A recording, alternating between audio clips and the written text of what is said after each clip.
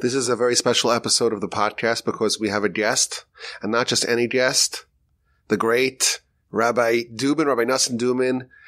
He was on the podcast 3.5 years ago talking about kosher, and he's back to talk about kosher. A lot has happened over the last 3.5 years in his personal life.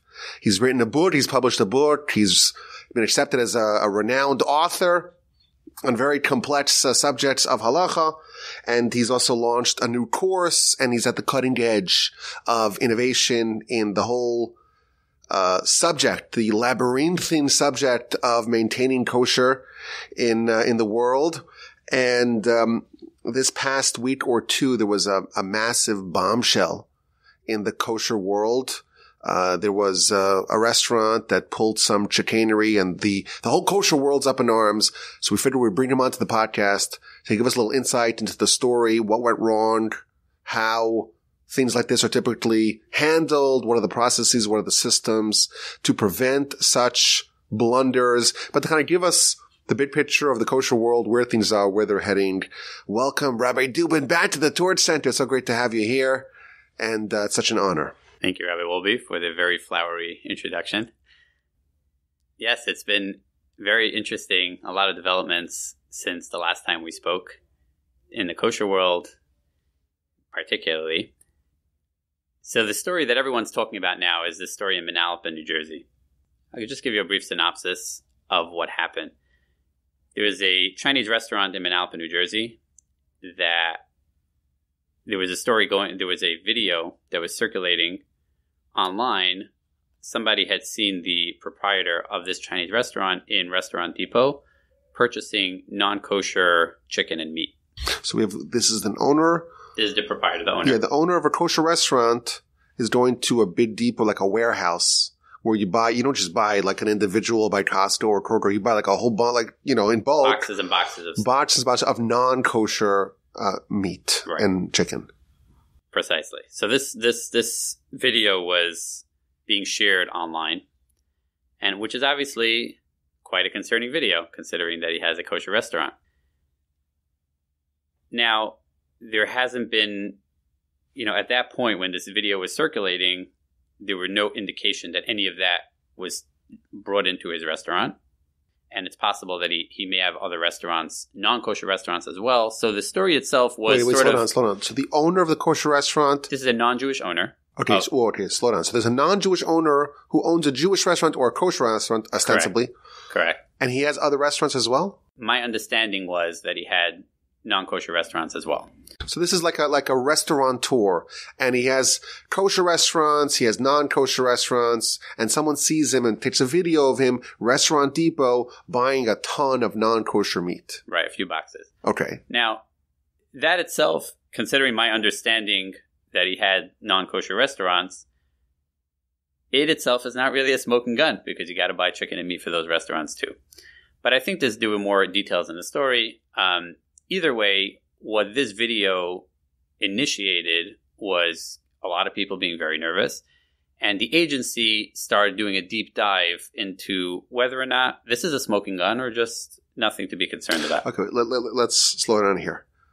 If I taste meat or chicken that's kosher, it comes from the same animal as the non-kosher version of that, right? Just one of them is processed properly, one of them is slaughtered properly, there's oversight, it's done properly according to halacha, and that becomes kosher. And the identical meat, you can't taste the difference, right?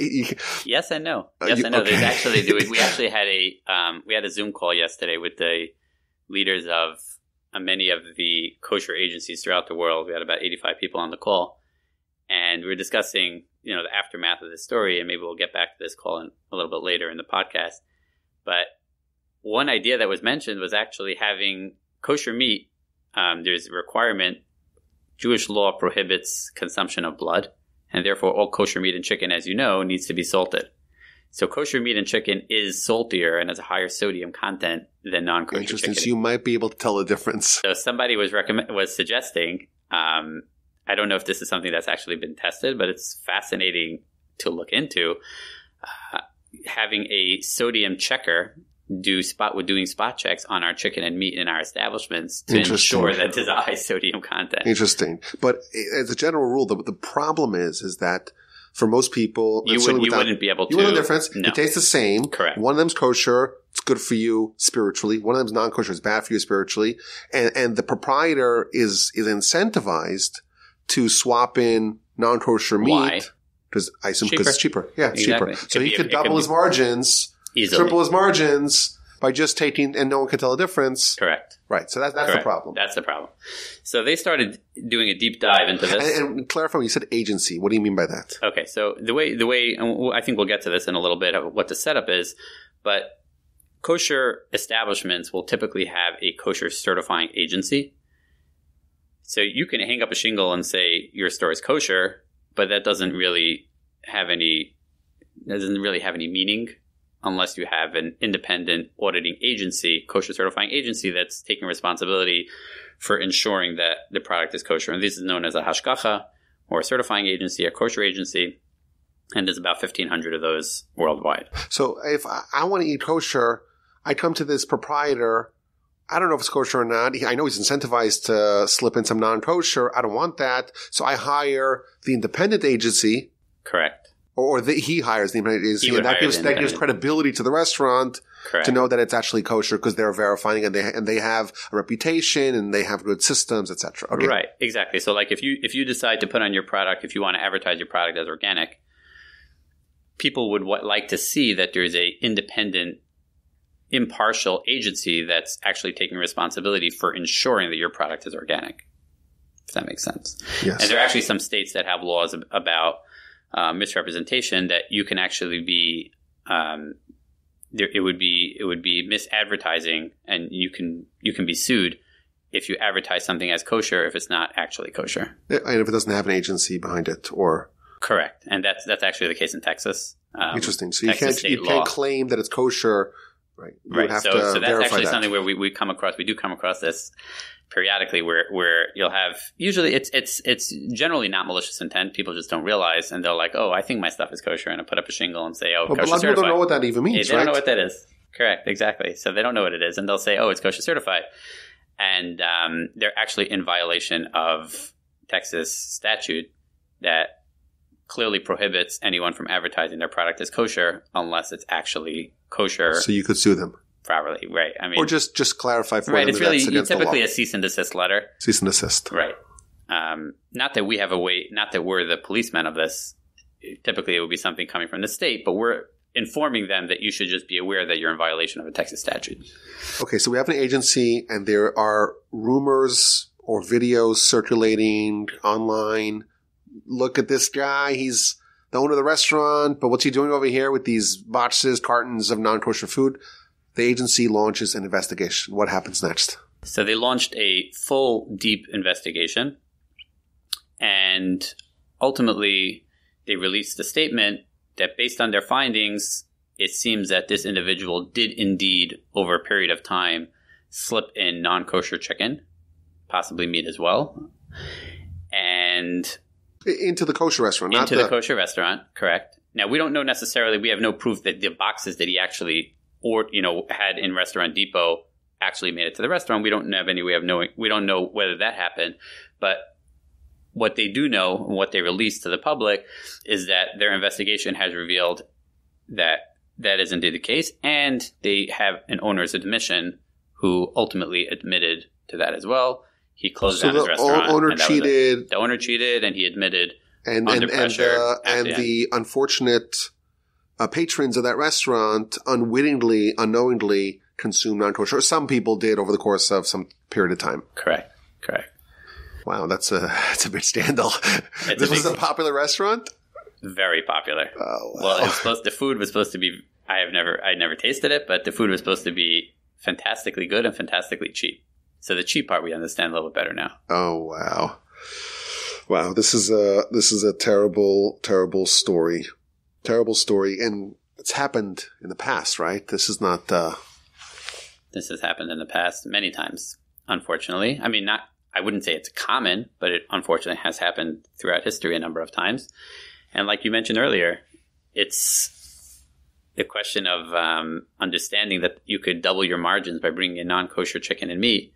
That makes it very tempting for a dishonest charlatan proprietor to bring in non-kosher product.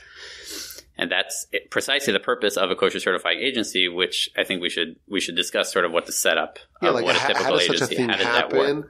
I think we need to back up a little bit before we even understand how it happens. Let's understand the process in place to ensure that it typically doesn't happen. Does that make sense? We hope. Right, exactly. So generally speaking, I'm going to use the hashgacha, right? So hashgacha is a certifying agency. So the hashgacha system is as follows. You have an agency that's hired. I'll use our agency just as an example, but it would be fundamentally similar in not only anywhere in the United States, but anywhere really throughout the world. We would be hired, sign a contract as a service provider to provide independent certification and set up a system to ensure that everything in this restaurant is kosher. Our responsibility as an agency would be, number one, to do a full review of the establishment to see what it would take to make it kosher if it's not kosher yet, or if they're a new establishment. We set up protocols, set up systems, procedures. That's the very first level. So you kind of analyze the restaurant or the food establishment, figure out what they would need, figure out the systems, the protocols that have to be in place in order for that customer to walk in and just be totally blind and say, I know everything in this place. Once I walk in, I know it's good. I'm kosher because it's covered by the experts at the agency. Correct. So that's sort of at the higher level bird's eye view, the first analysis and setting up a protocol. So like every establishment that comes on board with us, and again, I'm only using us as an example, is we would write up a full protocol manual for them, something like 10 to 15 pages of precisely how everything would need to run according to kosher standards. This is how you would need to order the food. This is what kind of everything from top to bottom, specific for their restaurants based on the way the restaurant is set up and how it's situated and so on and so forth. They would take that, review it. We'd go back and forth and make sure they understand everything. And then at that point, we start initiating the kosher implementation of that. And what does that entail? Okay, so typically speaking, especially in a meat restaurant, it's pretty universally accepted to have what's called a mashgiach tamidi. Okay. Mashgiach tamidi. Mashgiach tamidi is the word mashgiach is a kosher supervisor, and tamidi is constant. So meaning we require a kosher supervisor to be on site every single minute that restaurant kitchen is open. So the kitchen's open. There's going to be a representative of the agency there on site, watching, making sure that all the protocols are being followed, all the systems are being followed, all the food has been monitored and checked. Everything is in place, operational, to make sure that everything that happens in this restaurant is kosher. Correct. That's like, imagine having a quality assurance professional. But I guess the difference is that the quality assurance professional is really a representative of the independent agency. Right. So this is not like spot checks. We're coming in every once in a while. Correct. This is someone is on the ground 24/7, or as long as like you said, as long as the kitchen is open, even if the restaurant's not open, right? So the kitchen's open, they're preparing the food. Correct. Right? They're there dealing with, making the schnitzel, breading the schnitzel for the day, whatever it is. There's got to be someone there, representative of the agency who is independent of the restaurant and well-trained to know what to look out for, to understand that protocol, that systems, there all the time to make sure that there's no chicanery, there's no shtick going on. Exactly, precisely. Okay. Now, in addition to that, we also, the mashgiach needs to be properly trained, just like any quality assurance professional. And the system that we use, and this is actually what's been created actually since the last podcast, is besides for our certifying agency here in Houston, the HK Houston Kashrus Association, I have my own organization known as Kosher Institute of America. We talked about it last time. Talked about it last time. So last time we had just launched a course for people in the home kitchen environment. But since then, we've actually partnered with another organization called ACO, Association of Kosher Organizations. Okay. And they are the umbrella organizations for all the kosher organizations around the world. All 1,500. Well, the ones that meet certain minimum standards and so on. Yes, okay. The better ones. I guess you can say it that way, right? No, the more rigorous, accepted mainstream certifications. So we partnered with them and we created just to clarify, you're saying that there are symbols and agencies that fail to meet basic standards or they're not vigilant enough, or the systems are not rigorous enough, or their oversight's not, it's not constant enough. It means there are flaws and gaps to make it way too porous for problems to walk in. And therefore, if you're relying on those agencies that fall beneath the ACO, how do you pronounce it? ACO standard, then you actually don't know what you're getting, because you cannot really rely 100%, or as much as you could rely. You can't rely as much as you could rely on their system, because they're not good enough. They're not up to the certain kind of universal standard. Okay. Universal standard. Now, so you partner with ACO. So ACO, right. So it is important what you mentioned before as far as understanding agencies. I think it's super important for everyone to understand. And this is something that if you're not in kashrus, people don't always appreciate. If I decide on a Wednesday morning that I am opening up a new agency called ABC Kosher with no standards and no qualifications, and I will be certifying companies, there's nothing to prevent me from doing that. So you can hang up a shingle to open a certifying agency. And that's really why ACO really plays a critical role in this. ACO plays a number of critical roles, but one of them is just as a basic minimum standard. Now, I will say ACO is not legitimacy. Just to give legitimacy. It's like a trade organization. I think of it like a university. You could open a university tomorrow, but there's a certain level of accreditation. It's not recognized by the federal government. Or you won't be officially accredited. You can't really use those things. It won't give you the right credentials. Exactly. Similarly, ACO is like kind of the overseen body to say what's an accredited kashrus agency and what is just, some guy started in his basement, but there's no reliability. Correct. That's precise. Exactly correct. So we partnered with them. Kosher Institute of America partnered with ACO, and we created a standardized mashgiach course, an online mashgiach course, about 8 hours or so, with a pretty rigorous final exam. And right now we have, since we started, we have a couple thousand mashgiachim enrolled. Wow. Or, graduates, and it's being used now by... So anyone in the world, because, again, the problems that these agencies face they're ubiquitous, right? They're universal. Correct. And, in the systems, there's a certain standard for the systems. So they just go online, they log into the Mashgiach course, and then they can learn and become ACO certified. Certified. Yeah, okay. And that what that means is, so we have like 30-something agencies on 5 continents using it now. Most of the larger agencies and a lot of many of the smaller ones, mid-size, are using this course to train their mashgiachim. And it's what's also done. It's made it. Number one is every mashgiach, when they actually finish the course, they get a photo ID with an expiration date of when that they receive after they finish the course, which also gives them a sense of appreciation that we realize the amount of work that you put into getting this accreditation and so on. And then they're listed in a national database. Continuing education. So we have continuing education. Oh, that's great. Yeah, sure. We have continuing education. You have to recertify every 3 years. Wow. But before this, it was just, it was done just at piecemeal. The agency level. Right. Yeah. So some agencies had fantastic training. Some of them had, a little bit less fantastic. Some had it once a year. Some had it multiple times a year. So it was all over the board, and it wasn't so standardized. Now this is very, very standardized, so that sort of everyone is learning sort of the same material. And if you go in and this person has a photo ID mashgiach card, that they went through the same system. They could be in South Africa, Australia, England, Chicago, Houston. Now the Chinese restaurant. Let me ask a question. The Chinese restaurant. Was he certified by you? That's a very fair question. So let's actually, I want to get to, really, and that's a very important part of our conversation of how a story like that happens. Okay, so let's get there. Let's back up for a second. So basically we have at the hashgacha level, that's the certifying agency. They set up the systems, the protocols, so on. Then they take a kosher supervisor, they have them trained properly, and they bring them to the restaurant. Now that, typically the way a meat restaurant would work, which is important to keep in mind, is that like in our restaurants, if people that are not familiar with kosher would be surprised to see the rigorous level of supervision.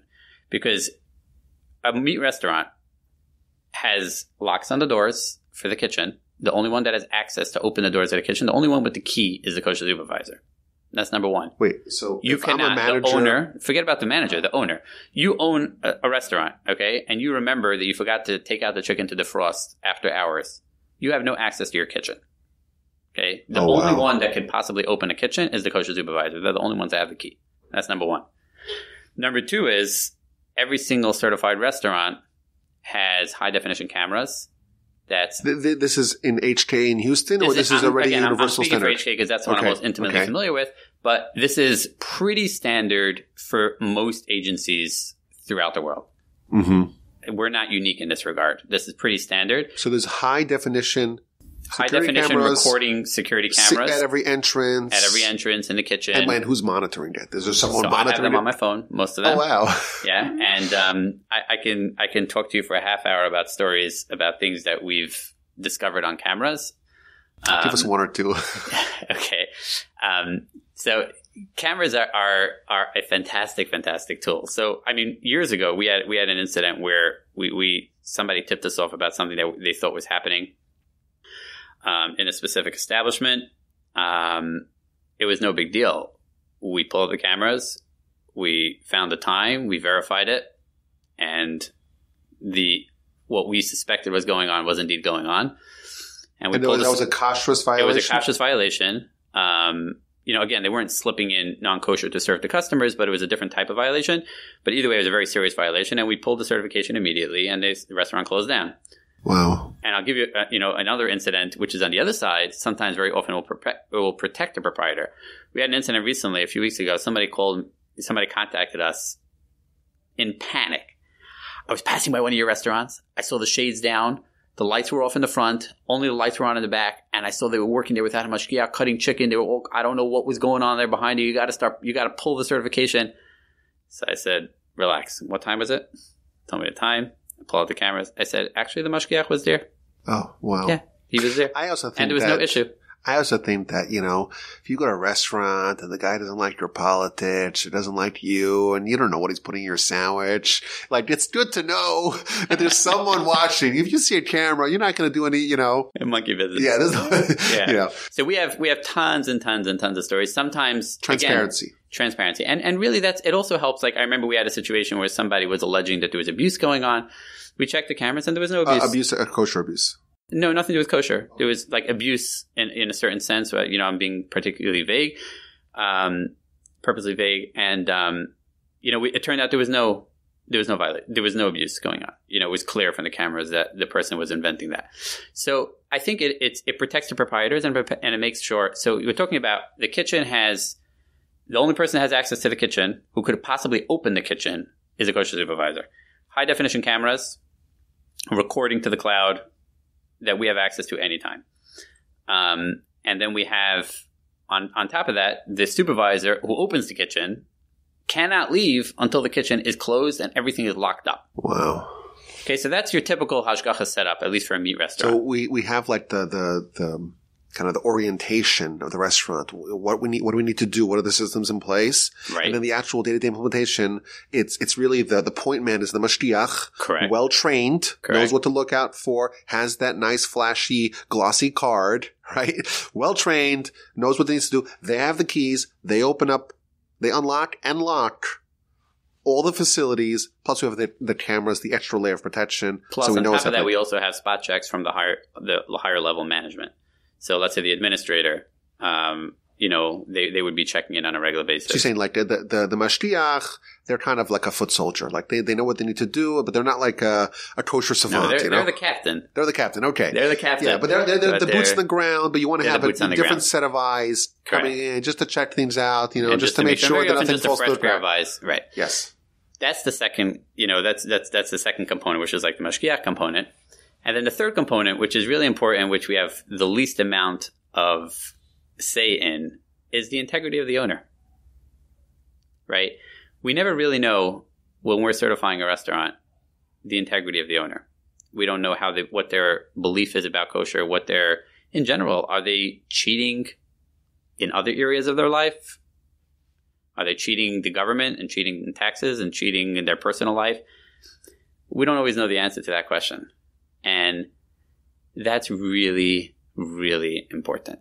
And that I want to circle back now, if you have a minute. I want to circle back to the story with Inman Alban. I think it's important for us to realize that the systems that we have in place, like our systems are pretty rock solid, right? I don't think there's that much more you can do. Yes, we can monitor the meat a little bit better, maybe we could do this a little bit better. We can improve a little bit better on this. There's always room for improvement. And when a story like this happens, like I mentioned earlier, we had a call, 85 agency leaders from around the world. We had a call for, well over an hour discussing all different ideas of how we can improve. And that's very important. Like we always have to try to see what we can do to really upgrade our standards and make it even better. But, and I think this is really important, is that we need to also recognize our limitations and understand that what I tell people often is if you ever bought a present for your spouse 4 weeks before his or her birthday, how difficult is it to hide it for 4 weeks? Really, really not hard, right? Because right, if I'm buying something for my wife, I know her schedule. I know she's leaving now. She's going to the store. She's going to pick up the kids. She's going to the grocery. Right? She'll be out now for 15 minutes, right? I know the schedule. You know your schedule. You know her schedule. You know she never looks on the top of the closet. She never looks there. It's not difficult. When you know somebody's schedule and you understand how people work and so on and so forth, you can fool people, right? So that's in a positive way when you're getting them a present, right? But we need to understand that there are charlatans and there are fraudsters who are out there and have always been out there and will always be out there. And love to operate restaurants. So, it's interesting. Like in today's world in the media, everything that happens, since it's broadcast so widely, we think of everything as so much more common. A story like this is extremely uncommon. You're talking about tens of thousands of restaurants throughout the world. The fact that it made headlines the way it did means that it's so extremely uncommon. Right, like they say, like if a dog bites a man, it's not a story, but if a man bites a dog, it's so rare and that becomes a story. That's the old line they say about headlines. They're saying the fact that everyone knows about the story and everyone's in an uproar about it, that's precisely indicative of the fact of that this is extremely rare and this is the outlier, and therefore we shouldn't necessarily lose our confidence and faith in the kosher system, because this is actually a system working as intended. It's rock solid, it's airtight, and the guy who does cheat, well, we catch him eventually. Right. Yeah. And that really, to your point, we hope, right? But here's the thing: is that in every democratic society and non-democratic society, we have laws. We're creating the procedures, right? That's the protocols. Then we have policing, right? That's the level of the kosher supervisor, right? But there's also a third component. Every single civilized and non-civilized country has a jail system and a judicial system. Who needs a jail system? You make the laws and you have good police. The answer is that we have, I don't know how many people are in jail now, but many people are in jail around the world for committing crimes, some very, very serious crimes. But some of them are going to be on death row for crimes they committed. And how did that happen? Because you could have laws and you could have systems, and sometimes those systems, and there are people that are committing fraud and things like that at the highest level, right? The idea of having a spy in a high level of government, unfortunately, is not unusual. It happens in every country. So I think it's important for us to understand that every system has people that are looking to buck the system. To exploit it, to find the vulnerabilities. Exactly. But I have some ideas of how we can make the systems better. And we're all ears. Like, let's say, in order to qualify for kosher certification, you need to be bonded. So, in the event that there is a kosher violation, not only you close your store. What is this guy? He lost his store, okay, but he made tons of money along the way, right? It's by exploiting the kosher consumer. You have to put up, $500,000. In the event there's a kosher violation, that money gets taken away. Something like that. I think, first of all, I think that idea is fantastic. I think it's fantastic. Yeah, or maybe you could monitor his credit card and all the credit cards to know exactly what he's purchasing, to see all the purchasing. I'll tell you, what I found, so first of all, let's go one at a time. So I think your idea of being bonded, I think it's fantastic. I think it's a fantastic idea. And it would raise the prices because, and that's fine. I think the kosher consumer is willing to pay whatever it costs. So let's break this down by its parts. Let's break this down, based on its parts. So your point of being bonded, I think it's a fantastic idea. Okay. And sometimes having an objective outsider who's not intimately involved in a situation very often is very insightful. I think the biggest challenge is that most food service proprietors and owners simply don't have the capacity to do that. Meaning a lot of them have very, very, food service is not for the faint of heart. Okay. When I say food service, I mean restaurants and those kind of establishments. It's a hard way to make a living. Okay. And the margins are small. And I think there was a study. Most restaurants fail, right? Most restaurants fail.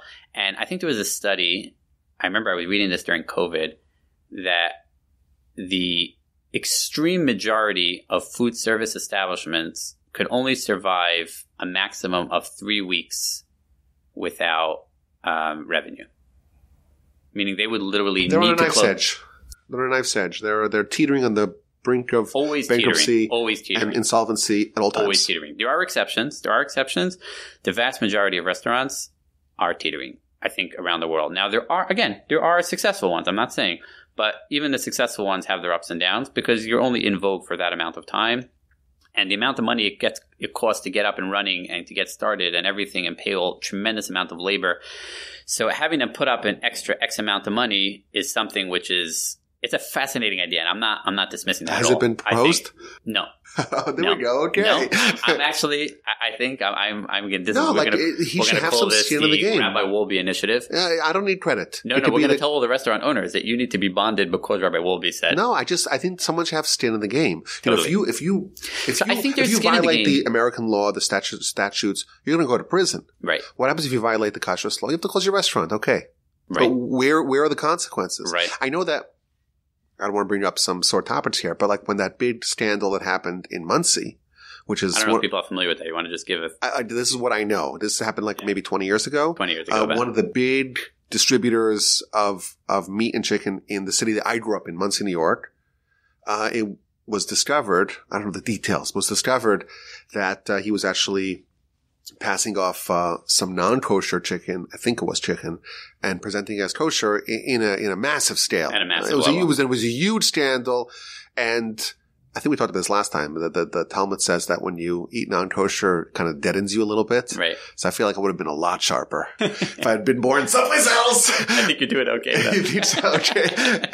Or, maybe been a vegetarian. But that was a huge scandal, and that person was – he was not like this Chinese restaurateur. He was involved in the community, and right. he gave the Daf Yomi lecture, and that was like a and his whole kids were in level. the best yeshivas in the world. Allegedly, it's a discussion which one's the best yeshiva in the world. In the yeshiva that's widely touted as the best yeshiva in the world, his son was in Brisk. We'll keep that in the podcast, and it just totally. So he had a lot to lose because he lost his family and ostracized. I don't know what happened to him. I don't even know. But he's a total persona non grata. He's a totally. But if someone's a non-Jewish restaurateur who's got a bunch of restaurants and he sees a way he can make some money, what's he risking? I'm actually going to present this possibility, this suggestion. I think it's a great idea. And I'm actually going to recommend it. Well, I'm going to bring it up for conversation with other agencies to try to hear their thoughts. But they could buy like an insurance or something like that, like a bail bond. My understanding is with bonds, when their places are bonded, I don't think they need to actually put up the money. No, they probably pay a monthly fee to have like a kashrus insurance. I love it. I'm all in. I really think it's a fantastic idea. Yeah, so I think it's fantastic. And then in the event that there's a violation, that the insurance has to pay it out, and the insurance tries to get the money back from the guy, or they hound him, whatever it is. But that creates another layer of oversight. He loses his house. Exactly. And you know what? If you're honest, it costs you a small little premium every month. But if you're not honest, and someone catches you in a way that's verifiable. That's it. I mean, we have cameras, so like most of it is verifiable. So that's fantastic. I love that idea. So maybe it's a layer of security that won't really raise the prices so much. Correct. Now, but I do want to say, you could have a camera following point, every piece of chicken, with a barcode and going all the way to plate, all the way from the cow to the plate. Yeah. But that's very expensive. Correct. Right. Exactly. So I think it is important to keep in mind, and this goes back to you have CEOs that are embezzling billions of dollars, millions of dollars, when they know plenty of people that are in jail doing the same thing. So I think it's important. I do think it's important for us to keep in mind that there have always been charlatans, and there will always be charlatans. And this is important, underlined. I don't know how you underline on a podcast, but it's important. It's important to keep in mind. Bring the table. That, with these, while it's obviously not something which is happening on a regular basis at all, but it's not necessarily indicative that there was a fundamental failure at either the agency or the mashgiach level. It may be, it might be, and it takes investigation, but not necessarily. Right. So you're saying that there's just, the reality is that there's going to be some exposure, just like the TSA taking off your shoes and all that can't guarantee that this one guy, this guy who tried to light his shoes on fire. But, I always feel, maybe I should expunge this from the podcast. I don't want the FBI checking up on me. But I always feel like if I was a terrorist, you can figure it out. I can find a way, right? I can find a way. Well, that's the thing. You're always one step behind. Somebody brought on a fighting bomb. yesterday's battle, yeah. Right. So, but I think it is important to keep in mind, number one, that... There's this theory. Sorry for cutting you off. There's this theory that the amount of human lives, human hours that are lost by people taking off their shoes for TSA, we would have had fewer human years lost had the guy actually blown up the plane. Okay, that's a joke. It's a terrible thing to say. I apologize for that. Expunge that for the record. But anyhow, sorry, you were saying. Totally. So I think that this is really the underlying purpose. When a crisis like this happens, right? Let's say somebody walks off with, WikiLeaks, right? Somebody walks off with documents and so on. What happens? Two things happen. Internally, there's a review. We have to figure out how to close that hole. But let me ask you a question. If you were to go over to, I have a friend of ours, who works cybersecurity in Amazon. If you go over to him and ask him, is it possible that Amazon will be hacked and every single individual that ever ordered from Amazon, all his personal information and his credit cards will be exposed? Is that possible? Of course it's possible. I would like to think it's not likely because I buy from Amazon, right? But is it possible? For sure. And they have probably the best cybersecurity team out there, right? I think it's called 0 day, if I'm not mistaken, like a 0 day hack, which means that it's like a brand new hack, that it's a vulnerability or a bug in the system, and you could sell it like on the black market or on the dark web. You could sell that because that means it's an exploit that the company doesn't know about it. Because the whole day they're patching up, like whack-a-mole, playing whack-a-mole with the holes. Like those games in the arcade. Yes. Yes. So they're playing whack-a-mole, but if it's a 0 day, which means that no one knows about it, there's worth that as a premium. They sell it for millions of dollars, to obviously to criminals. Right. Or to the company themselves, probably. Right. So I do think that it's important for us to realize that every single system, period, from the highest level of government, the highest level of security, at any level, can be exploited, has been exploited, and will be exploited.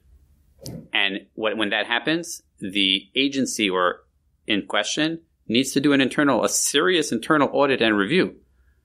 But even when they're finished, find out if it was preventable, correct, and fix that flaw and try to fix other flaws that they may find throughout the audit, but also to understand that people need to understand that you can't possibly prevent it conclusively from ever happening again. It's impossible. That's why we have a jail system. Yes. And that's why we have a death row. Right, but we still have to be as vigilant as possible and figure out and we also have to realize that it's highly unusual. And the fact that there are stories, we need to put into context. Yes. Right? How many, I'll give you an example. Plane crashes, right? It's a lot more likely for people to get killed in a car crash than a plane crash.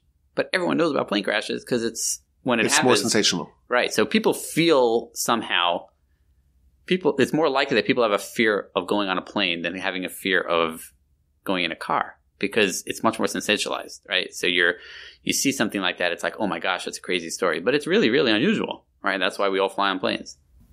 Yes. But we could add this insurance thing, and I think that should happen. That's a great idea. I think it's a great idea. What about, if I would do is I would monitor the guy's Social Security. So I'd take his credit report every month and find out where he's spending his money. So he would have to get a different credit card. I want to make as much friction as possible for the proprietor, whom I'm assuming is incentivized to try to cheat? So I will say, and I think it's important to keep in mind, most proprietors, the vast majority of proprietors, really want to do the right thing. They really do. And when I meet with proprietors, irrespective of their religious affiliation, whether they're Jewish or not, whether they're religious or not, the vast majority of proprietors really want to do the right thing. They really, really do.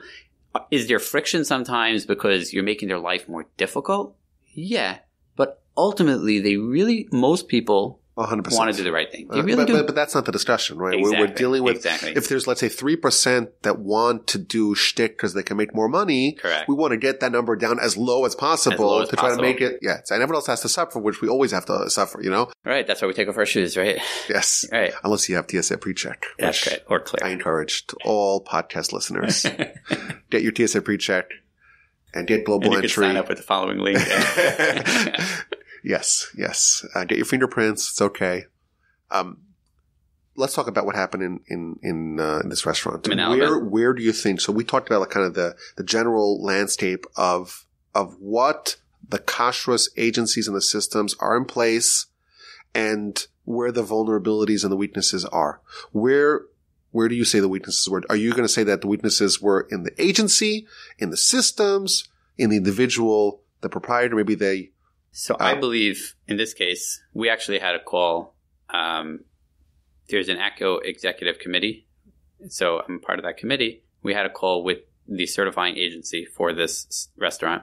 Which is one of the biggest ones in the whole country, right? Correct. Biggest and a superb reputation. And the reason why, honestly, I didn't even mention their name is because I don't think is anything unique about them. Okay. Because I think that this is something that could happen to any agency. And any agency that believes that it can't happen to them, they're the most vulnerable. Right? Okay. Those are the teams that don't have cybersecurity. Yes. Right. You need to have cybersecurity because it could happen to you. Right. Okay. So this agency, my understanding is really they had good systems, and they had a good system in place. Now, this person was not bringing in things, at a big scale. He was literally slipping in chickens under his shirt. Are you serious? Yes. Okay. To save a few bucks. Whoa, slow down. Okay. You told me that there are lots Correct. on the freezer. There were lots in the freezer in this restaurant? I don't know. I assume You so, assume but so. I don't know. There are cameras. We're assuming there were cameras there Correct. as well. So there's cameras, there's lots, And there's there's a mashgiach mashgiach tamidi there. Correct. present at all times. He's going to the restaurant depot. He's buying chicken. He stuffed them under his shirt. We're talking about not boxes of chicken. We're talking about single chickens. Wowza. Okay. Now, if a person thinks, you have to understand, if you have a mashgiach at a restaurant, we don't know. We don't know exactly. But wait, wasn't he videotaped buying boxes? Yeah, we don't boxes, know. Bring it to we his have house? no record that actually made it to the restaurant. Okay. So yeah, we don't know. I mean, it turned out great that video came up. So that tipped off began the investigation, and then right. Now, I think it's important to keep in mind that let's walk through a mashgiach in a restaurant. Okay, imagine working it as a mashgiach in a restaurant. Okay, mashgiach goes to the bathroom 11 o'clock for 7 minutes. You have a proprietor outside. He has a pickup truck parked by the back door with bags of chicken. How long does it take to bring the chicken in, take the bags out, mix the chicken in with the non-kosher, with the kosher chicken? It's not a big deal. Every mashgiach has to go to the bathroom, right? Every mashgiach has to wash vegetables. There are mashgiach responsibilities and duties. And ultimately, I think that the fact is that there is a fear factor because they do understand that if they get caught, they're out of business immediately. But like I mentioned earlier, like in a place like this, you could have a great system, but if somebody is motivated to beat your system, they will be able to beat it. Wait, and now, there was no video. If he would have been bonded, yeah, right, so his other 2 restaurants would be out of business as well. Yes, but were there no videos on that entrance catching him bringing him from the pickup truck? I only can say publicly whatever's in that statement. So okay. Any other information that was shared with us, You're I wouldn't privy be able to non-public information. This is just me and you and the microphones.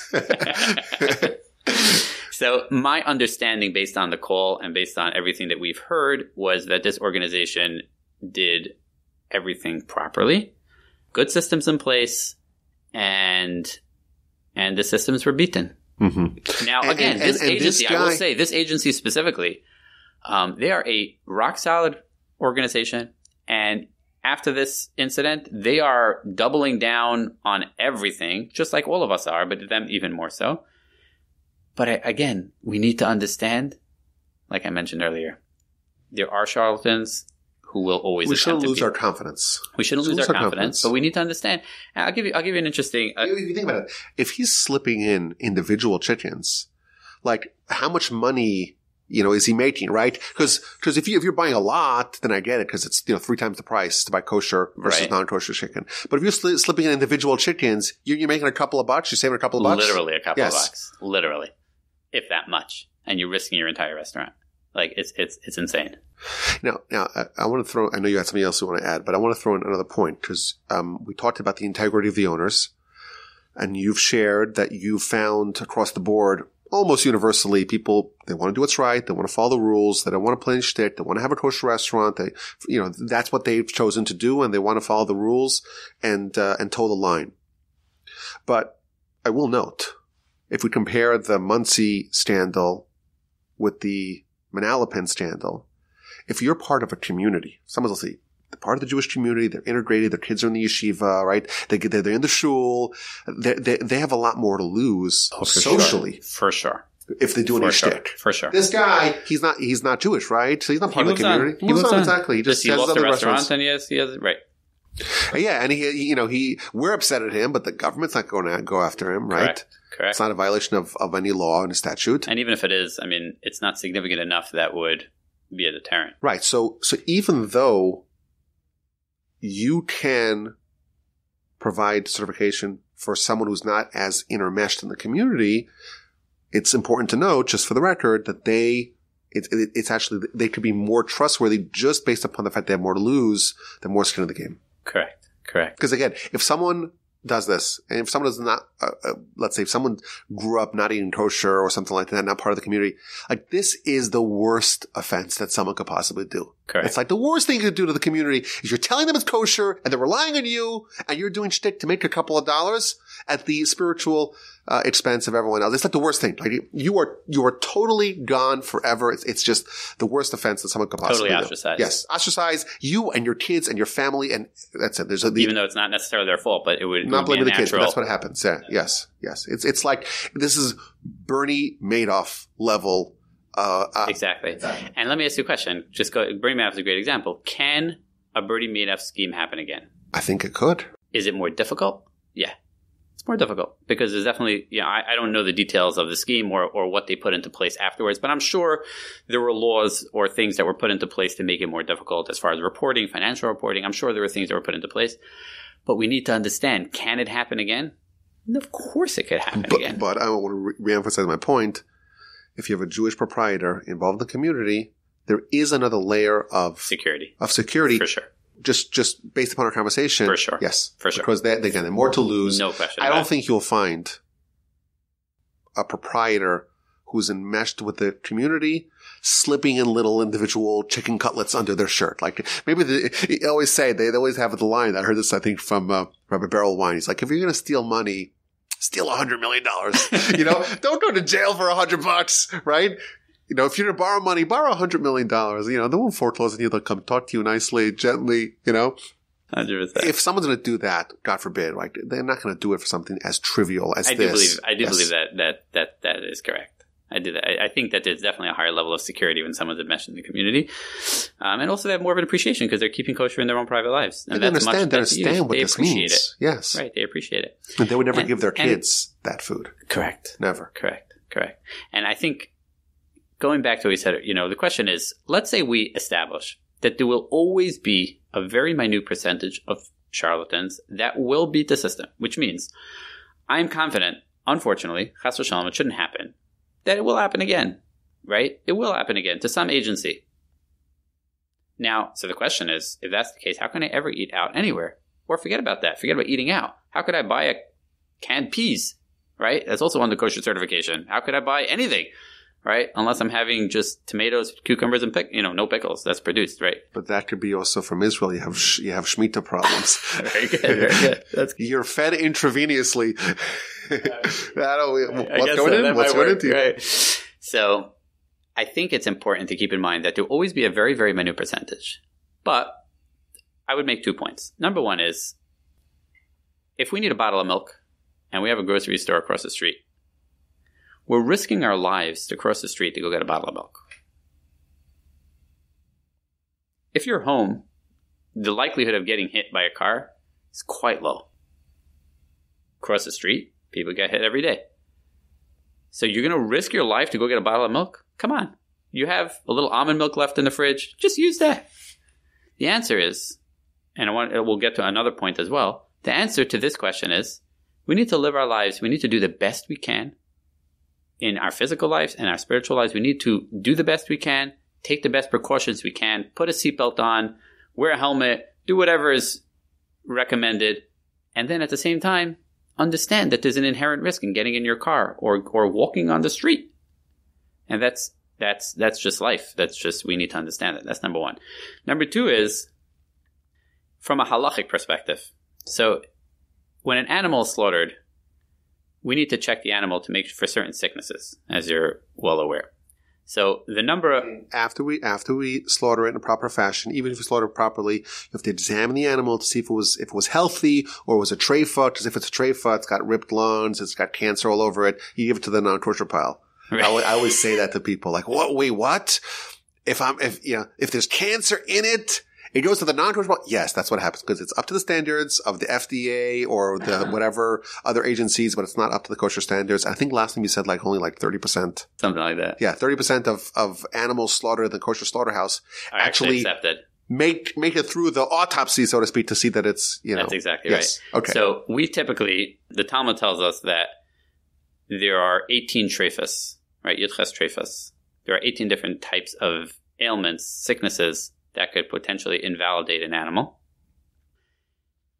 Nowadays, we only check typically for one primary one, which is the lungs, right? Now, there may be other ones, with regards to different animals, whatever, but for the most part, from a bird's eye view, we check typically for one of them. Why don't we check for the other ones? What happened to all those? The answer is that we rely on a majority. The majority of animals do not have this ailment.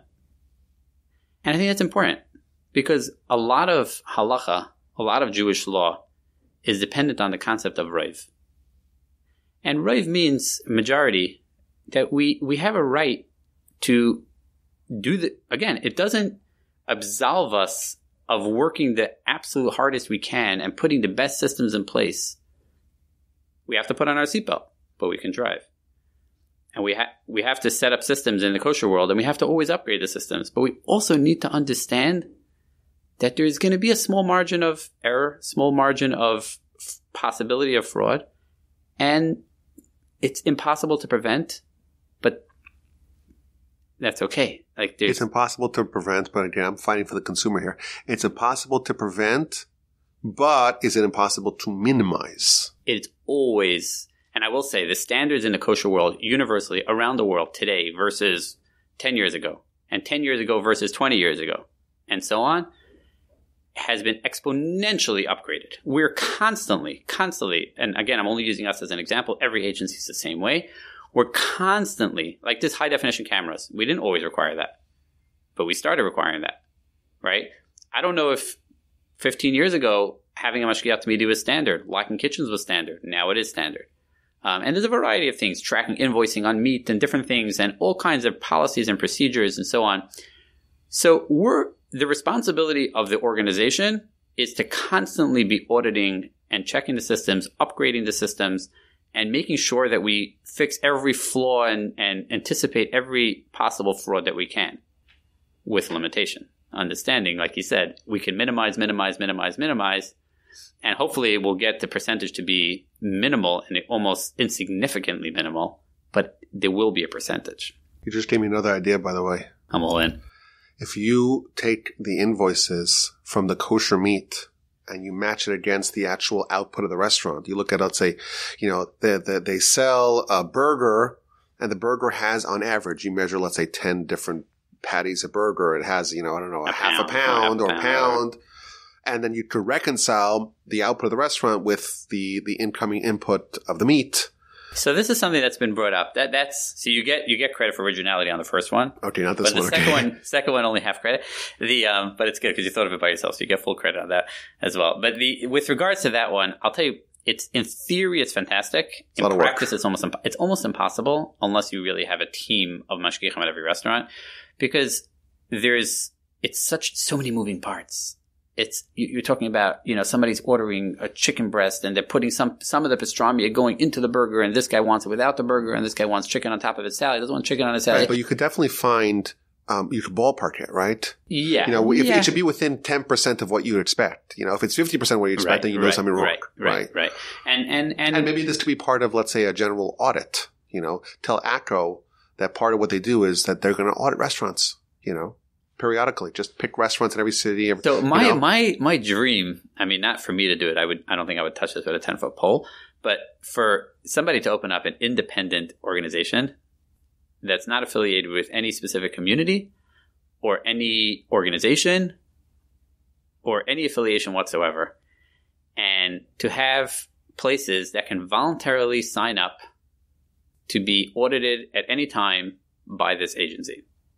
Meaning it would be another level of where essentially, in a certain sense, they're auditing not only the restaurant, but they're auditing Kashrus agency. I would love that.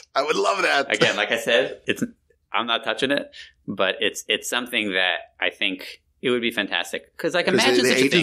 Agencies don't want to be scrutinized. No one wants to be scrutinized. I'll tell you a secret. Proprietors also don't want to be scrutinized. Nobody wants to scrutinize. No one wants the IRS coming after you. Yeah. No one wants the KRS, Exactly. Kosher Revenue Service. Kosher Revenue. I don't know if I'll call it Revenue Service. I think I would call it Kosher Certification Service maybe. But I do think though, but if it benefits the whole Jewish people, you do it. Everyone benefits. Everyone benefits to raise the standard. The way to get such a thing off the ground is voluntary participation. The issue with these kind of initiatives is that people volunteer, but ultimately it creates a pressure and it forces people to participate. And, so again, that's not a problem. But so again, I'm not doing this, but it's, whoever, to be in such a position, you're going to be, it's not easy. It's an uphill battle. Oh yeah. It's very difficult. But, the idea is ultimately we all work better with accountability, period. Yes. Period. No matter what level you are. Doesn't matter if you're stocking shelves, if you're a CEO, whatever level you are. They say sunlight's the best disinfectant. If there's sunlight on something, everyone could see it. It removes those infections. So do you have an eternal book of all these good lines? It's really good lines. Okay. Where did they go wrong? You're saying I think that the system was cheated.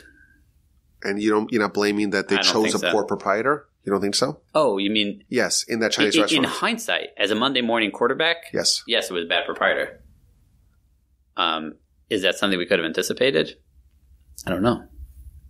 How do you know the moral character of a proprietor? Well, listen, I could say simply that if someone themselves is not kosher... So there is an initiative, there are some agencies that do require in order to certify a restaurant or to, something like that, they require that the owner also keep the same standards that they're certifying. Meaning, it's not a question, are you Jewish, are you not? Are you religious, are you not? It's a very simple thing. If we're going to be imagine I'm coming, I'll tell you, listen, we're starting Rabbi Wolbe organic produce, right? But you don't care one iota about organic, let's say, right? So I would be like, hey, listen, Rabbi Wolbe, the only way I can certify your company is if you yourself start being careful to only eat organic. Grass-fed, whatever it takes. Cage-free. Yeah. All the catchwords. And that those things, what that does is there are agencies that will say, listen, we're only going to certify you if you in your own personal life are keeping these rigorous standards at home. So that way you have an appreciation and you would never want to cheat the system. Again, it's possible to even notwithstanding that, you could still cheat the system, but it makes it much more difficult. So there is such a possibility. A movement for that. So I don't know, a movement. I would say there are agencies that have that standard. Why would someone who's not Jewish, who doesn't keep kosher, why would they want to open up a kosher restaurant? To me, that raises some red flags. You could cater to 99.9% of the country, or to the most difficult customers on the planet who love to leave glowing Yelp reviews, if you know what I mean, who, we have a penchant, we have a reputation, what can I say, that we're hard customers to please, right? It's true. Okay, maybe I shouldn't say that. It's not a nice thing to say. But the point is that you're limiting yourself to a very small segment of the population. So doesn't that raise some red flags? I don't think inherently. I don't think inherently it raises red flags, because the bottom line is people that are doing it because they believe for some reason that they're going to make more money. That's really what it boils down to. For some reason they believe that this is, I'll give you an example. Someone's living, let's say, in a very Jewish area, right? So it's like, if I open up a Chinese restaurant, I'm losing most of the demographic here. So I want to hit the strongest common denominator. Open up a non-kosher Jewish restaurant, you're saying? Meaning if a non-kosher Chinese restaurant, right? So I think that it's not necessarily a red flag at all. But, and you're saying that some kashrus agencies are updating their systems and they're not going to offer certification to such a proprietor, given that the risks, there's heightened risks. There's heightened risk when someone like that, just because, again, not to judge anyone's character or their righteousness or whatever, but someone who has an appreciation for this, it's a kind of a proprietor that you feel more comfortable, putting your stamp of approval, your reputation on the line. And the rule of thumb, the rule of thumb is, would I eat in this person's house? Because the restaurant is essentially an extension of their home. I visit a lot of kitchens, commercial kitchens, right? If I walk into a commercial kitchen, I have a pretty good idea of what the personal kitchen looks like from a cleanliness perspective, right?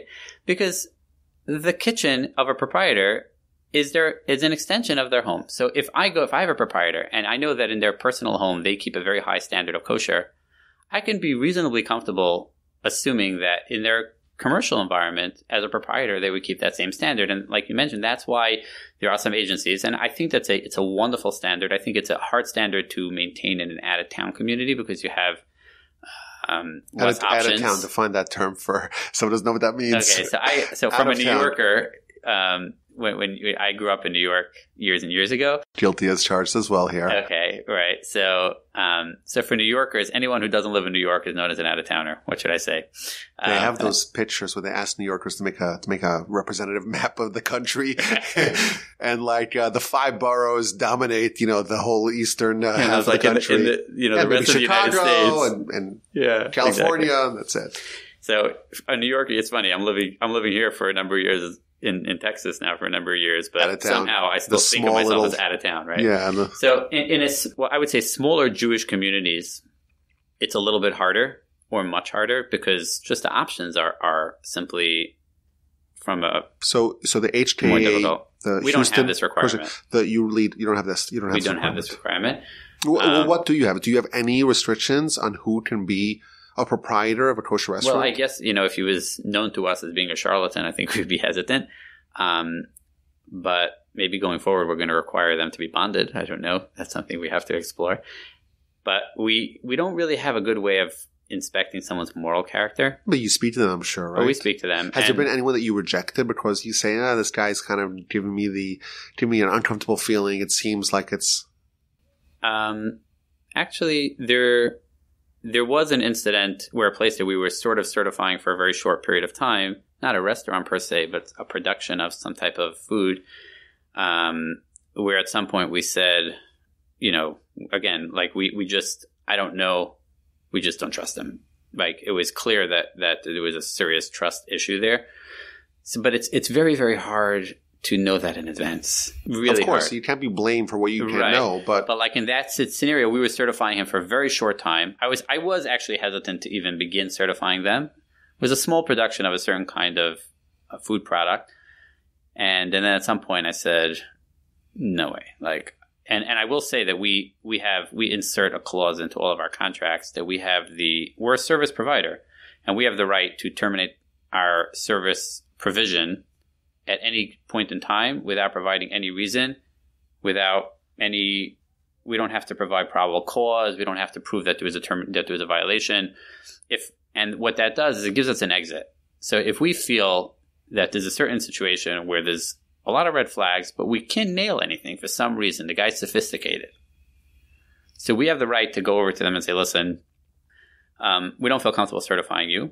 We're not going to make a debacle out of this, and we're not going to make this into, a grand statement, but we're just letting you know that as of next week, we're not going to be certifying you. So, and you're going to send an email to the community, right? So we can work with you to how you want to write the email or whatever, things like that. So again, thank God we never had to use that. But the idea of having that clause means that we don't have to prove conclusively that there's a violation. Our primary responsibility is to the consumer, not to the proprietor. We have a responsibility to yes, technically speaking, the service that we're providing is to the proprietor and they're paying us a minimal amount. But again, our primary accountability is to the consumer. And if we feel that there are red flags, we need to be able to exit. When these stories happen, as unfortunate as they are, a little tiny silver lining, if you can say that, is that it really puts proprietors, it puts, like you said, like sunlight. It's a reminder to all proprietors around the world, play by the rules. Because if somebody violates, there's no second chance. If you make a mistake, everyone makes a mistake. We all make mistakes, right? You're driving too fast by mistake, you get pulled over, okay, right? But we all make mistakes, and we'll never pull a certification, generally speaking, for a legitimate mistake. We'll work to fix the problem. What would be an example of a legitimate mistake? Let's say by mistake, something was, by mistake, they brought the mashgiach accepted something that wasn't appropriate or that wasn't really approved. Let's say mashgiach made a mistake, or let's say a proprietor, cooked something in the way that would make it not kosher, or mixed two ingredients that would be not kosher, or any kind of, oversight, or something which happens, it something as opposed to that. an egregious violation, as opposed to a knowing violation, right? Yeah. And we really differentiate down the line between something which is something that is like a premeditated, or even not necessarily premeditated, but something that was done knowingly versus a mistake. That's really the fundamental difference. And when these stories happen, it's a reminder. And it's important, unfortunately, for them to realize that we need to play by the rules. Because if we're not going to play by the rules, you can lose your certification immediately and you won't get it back. Your restaurant, if you're trying to service a kosher clientele, your restaurant is closed. No other certifying agency is going to pick it up. And that's it. You just closed your source of income and livelihood. So it's a good thing every once in a while that people I wouldn't say a good thing, but it's like a little tiny bit of a silver lining for agencies for proprietors to realize that they're playing with fire, so to speak. But again, most proprietors are honest. Let me ask you a question. Yeah. The agency that was involved or that was overseeing this restaurant in New Jersey, are they changing their standards of who they're going to accept as proprietors? Are they talking about that? I don't know conclusively, but I'm sure they're discussing it. I'm sure there's a lot of internal conversation, but they've really dealt with it in a really responsible way. So I think all the other agencies have been very impressed with the way they've systematically, the way they released their statement and the way they dealt with the investigation and the way they're looking at an internal audit. Everyone makes mistakes, and I'm sure there are things that they can do better, and I'm sure things that we can do better, but it's really a question of what happens when it hits the fan, right? Mm-hmm. So that's really, that separates the men and the boys, right? In any kind of company. But that's really in any company, every company, the CEO is going to make a mistake. They're not going to meet their profits for the quarter or whatever. Things happen, and crisis happens. PR crisis happen, and what makes somebody great, and what makes someone a great leader or a great company is how they deal with it. Mm-hmm. What happens? Do they deny it? Do they make believe it never happened? Or are they transparent? And they say, listen, we made a mistake, or we didn't make a mistake, or we're going to investigate. Here's what went wrong, and we'll try to fix it next time. Exactly. That was an incredible discussion. I learned a lot about the kashrus system, how it works. We came up with a great idea to improve it. Anything else you want to add to this before we get to your plugs? I want to plug your Mashgiach course and your Kosher Institute of America course and your book that you wrote. Anything else you want to add? No, I think the whole podcast was worth it for your idea about bonding. So there's nothing like bonding through a podcast. Yes. Okay. So just quickly, like we talked about a couple of years ago when we had you on the podcast, Kosher Institute of America, is that the website? What's the website? kosherinstitute.com. kosherinstitute.com. If someone wants to get trained personally of how to keep kosher. You could follow the course and you will be certified absent that glossy card. You don't get the card, right? But you'll be certified. You'll know how to keep kosher. Someone's keep kosher. They don't know anything about it. It seems overwhelming, which it is. It seems foreign, which it is. This is, that course is still around. Is there any benefit of someone who doesn't want to be a mashgiach to learn the mashgiach course? Is that, so it is that an option? So there's about 35 courses on the website. So it could be a little overwhelming when you look at it, but it's sort of divided into different types and so on. But each agency actually has their own version of the mashgiach course. So it sort of incorporates their own little differences and policies and protocols and so on.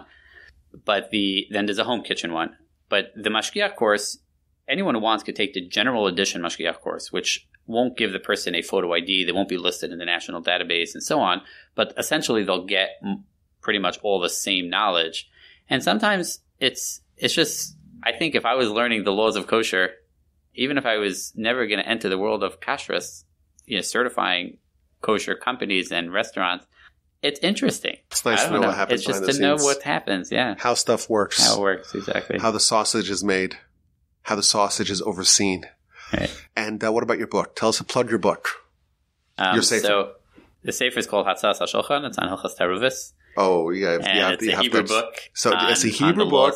On the laws of forbidden mixtures. What does that mean, forbidden mixtures? So mixtures of kosher and non-kosher foods. It's really